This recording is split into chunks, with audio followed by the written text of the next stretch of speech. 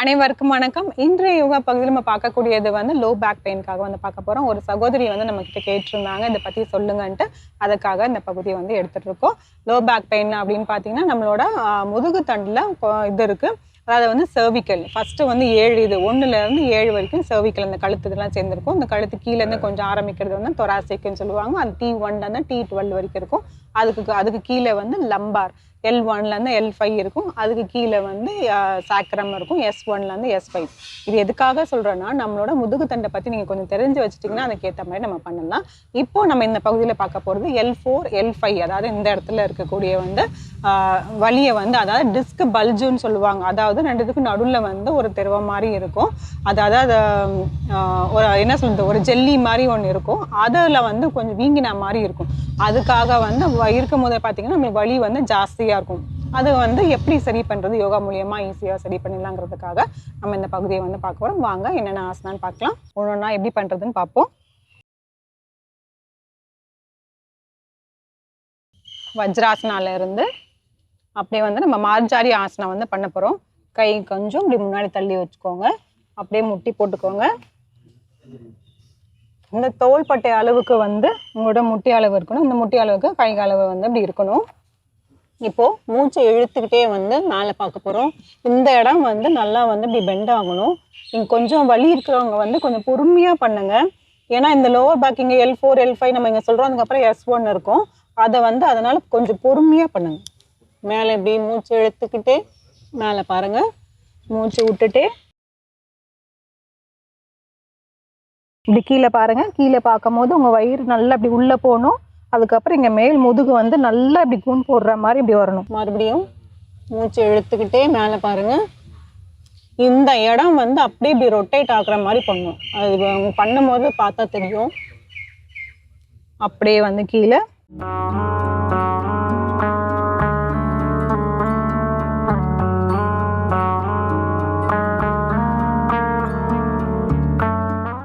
ஒரு 2 முறை பண்ணிடலாம்.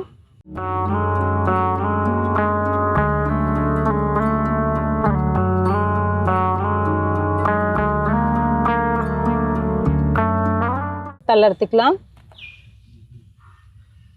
ஆழ்ந்த மூச்சு உள்ள இழுத்து வெளியே விடலாம். இந்த மார்ஜாரி ஆசனா இப்போ இந்த மாதிரி போட்டுட்டு என்னால் பண்ண முடியல அப்படின்னா நம்ம அப்படியே கொஞ்சம் மாடிஃபை பண்ணிக்கலாம். ஆனால் இதே கான்செப்ட் தான். முதுகு தண்டு வந்து நல்லா இப்படி வளைஞ்சிட்டு அதுக்கப்புறம் முதுகு தண்டு நம்ம மேலே தூக்குற மாதிரி இருக்கும். அதை வந்து நம்ம சப்பளங்கால் போட்டுட்டோ இல்லை அது மாதிரி வஜ்ராசனம் போட்டுட்டோ இப்படியும் பண்ணலாம். அப்படி இல்லைனா வந்து நாற்காலி வச்சு நாற்காலி இப்படி பிடிச்சிக்கிட்டு அப்படியே நின்றுட்டே வந்து நீங்கள் நல்லா வந்து மேலே இப்படி பண்ணுறாங்க. இப்போ எப்படி பண்ணமோ அதே மாதிரி தான். மேலே பார்த்த மாதிரியே முதுகு வளையணும், கீழே பார்த்த மாதிரியே வந்து முதுகு வந்து அப்படி குனிகிற மாதிரி நீங்கள் பண்ணணும். இது நாற்காலியில் வச்சுட்டும் பண்ணலாம். இப்போது இது வஜ்ராசனம் அல்லது சுக்காசனம். சுக்காசனம்னா சப்பளங்கால் போடுறோம், அதில் வச்சுட்டும் நம்ம பண்ணலாம். அது ஒரு இது காமிச்சிடுறேன் உங்களுக்கு. இதே மாதிரி தான் வச்சுட்டு நல்லா மூச்சு இழுத்துக்கிட்டே நல்ல மாறு பகுதியை விரிச்சிட்டு நல்லா இப்படி பெண்ட் பண்ணணும். இந்த இடத்துல இப்படி உள்ள பெண்ட் வரணும். அப்படியே மூச்சு விட்டுட்டு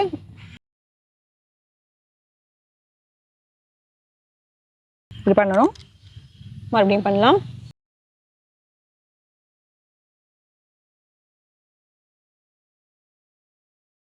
தளர்த்திக்கலாம்.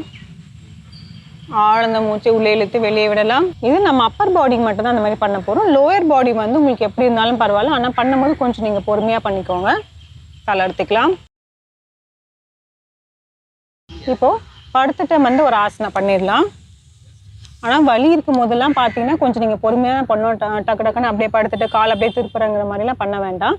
பொறுமையாக எவ்வளோ பொறுமையாக பண்ண முடியுமோ அவ்வளோ பொறுமையாக பண்ணிக்கலாம். இப்படி படுத்துட்டு கைகள் இப்படி வச்சுக்கோங்க. ஒரு காலை வந்து இது மேலே வைக்கிறோம். ஒரு வலது காலை எடுத்து இடது காலோட முட்டியில் வைக்கிறோம். அப்படி இல்லைன்னா உங்களுக்கு வைக்கும் போது கம்ஃபர்டபுளாக இல்லைன்னா இப்படி நீங்கள் கீழேயும் வைக்கலாம். நான் இப்போ மேலேயே இப்படி வச்சுட்டு காமிக்கிறேன். இப்படி வச்சுட்டு உங்கள் இடது கையை வச்சு அப்படியே வந்து நல்லா வந்து இப்படி திருப்புறோம். கொஞ்சம் கொஞ்சமாக அப்படியே வேகமாக வந்து காலை கீழே கொண்டு வந்துடக்கூடாது. கொஞ்சம் கொஞ்சமாக கையை வச்சுட்டு அப்படியே வந்து இப்படி திரும்பும். திரும்ப திரும்ப திரும்ப இப்படி கீழே வரணும். உங்களுக்கு முழுமையாக கீழே வரலனாலும் பரவாயில்ல, ஓரளவுக்கு வந்துச்சுன்னா அப்படி வச்சுருங்க. தலை வந்து உங்களுக்கு ஆப்போசிட் சைடு. இப்போ நம்ம வந்து இடது பக்கம் வந்து காலை இப்படி வச்சுருக்கேன்னா வலது பக்கம் வந்து தலையை வந்து பார்க்கணும். இப்படி வச்சிடலாம். 1 2 3 4 5 6 7 8 9 10. தளர்த்திக்கலாம். ஆழ்ந்த மூச்சு உள்ளே இழுத்து வெளியே விடலாம். இப்போ அதே மாதிரி இப்போ வலது பக்கம் பண்ணிடலாம். இடது கால் எடுத்து வலது காலோட முட்டியில் எப்படி வச்சிடலாம். வலது கையை வச்சு இந்த காலை வந்து இப்படி அப்படியே கொஞ்சம் கொஞ்சமாக திருப்ப போகிறோம். பொறுமையாக அவ்வளோ பொறுமையாக பண்ண முடியுமோ அவ்வளோ பொறுமையாக வச்சுக்கோங்க. கால் இது மேலே வச்சுட்டா எனக்கு சரி வரலன்னா கால் கீழே வச்சாலுமே ஓகே தான். இப்படி திரும்பும் போது என்ன ஆகும்னு பார்த்தீங்கன்னா உங்கள் இடுப்பு பகுதி வந்து நல்லாவே இப்படி வரும் பாருங்கள். பொறுமையாக இப்படி வச்சுருங்க. தலை வந்து இந்த பக்கம் பார்க்கணும். இதில் வந்து உங்களோட தோள்பட்டை வந்து தூக்கக்கூடாது. அதுக்கேற்ற மாதிரி பார்த்துக்கோங்க. 1 2 3 4 5 6 7 8 9 10. தளர்த்திக்கலாம். ஆழ்ந்த மூச்சு உள்ளே இழுத்து வெளியே விடலாம். இது சுப்த அர்த்த மச்சேந்திராசனம். இப்போ L4 L5க்காக அந்த டிஸ்க் பல்ஜ் இல்லை டிஸ்க் ப்ரோலாப்ஸ் அப்படின்னு இருக்கு. அடுத்த ஸ்டேஜ். ஃபர்ஸ்ட் ஸ்டேஜ் வந்து பேசிக் ஸ்டேஜ் வந்து டிஸ்க் பல்ஜ், அடுத்தது வந்து ப்ரோலாப்ஸ் வரும். அதுக்கப்புறம் என்ன 2-3 ஸ்டேஜ்லாம் பார்த்தீங்கன்னா ரொம்ப எக்ஸ்ட்ரீமாக இருக்க மாதிரி இருக்கும். அதுதான் சர்ஜரி பண்ணுற மாதிரி இருக்கும். அதெல்லாம் அந்த அளவுக்குலாம் போகாமல் இப்படி இருக்கும் போதே வந்து நம்ம ஆசனங்கள்லாம் செஞ்சு வந்து நம்ம கொஞ்சம் அப்படியே பயன்படுத்திக்கலாம்.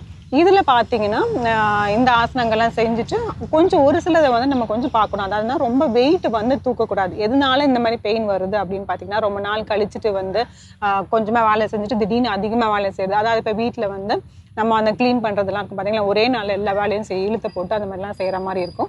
அது மாதிரிலாம் வந்து பண்ணும்போது லோ பேக் பெயின் வர்றதுக்கு சான்ஸ் இருக்குது. அதுக்கப்புறம் ஐடி பீப்புளாக பார்த்தீங்கன்னா இல்லை சில வேறு யாராவது பார்த்தீங்கன்னா நம்மளோட சேரில் வந்து ரொம்ப நேரம் வந்து அப்படியே உட்காந்துக்கிட்டே இருப்பாங்க.